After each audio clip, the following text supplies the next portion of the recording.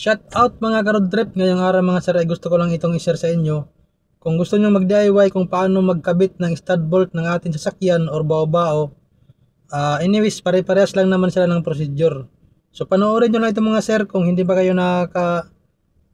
ranas magpalit ng stud bolt. So ito na yung video na para sa inyo. Itong video na ito ay para lang doon sa mga hindi pa try na magkabit ng stud bolt ng kanilang mga sasakyan. So tara mga boss. Muna, tapos washer, saka nyo higpitan para ito hatakin palabas para mag-lock dito sa kabila. Ito natin ikakabit ito mga boss. Ayan. So ilagay ulit natin ito mga boss, washer. Ayan, 4 na washer mga boss.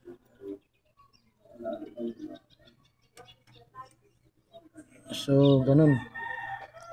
Tapos ipasok natin ulit ito mga boss. Kung gusto niyo mag-DIY, panoorin niyo lang video na to. Sundan niyo lang mga boss, makukuha niyo naman talaga. So kaya tayo naglagay ng washer para pumantay dito yung bolt, pumantay dito.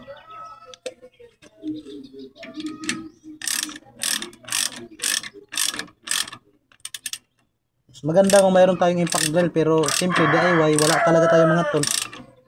Kaya ito yung mga ginagamit natin mga boss.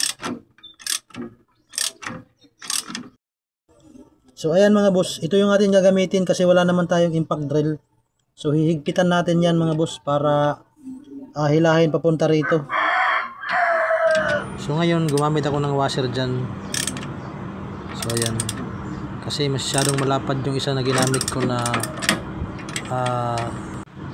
pangkalang.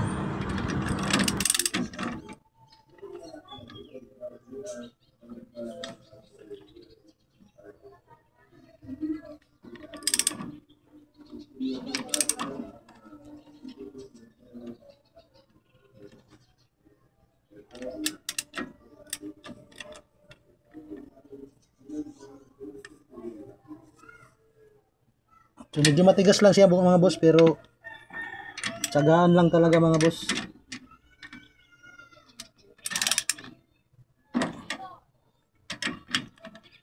So tatanggalin na natin kasi mahigpit na. Yan.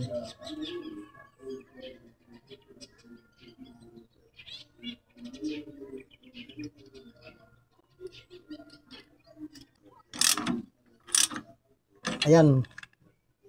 So tatanggalin natin ulit.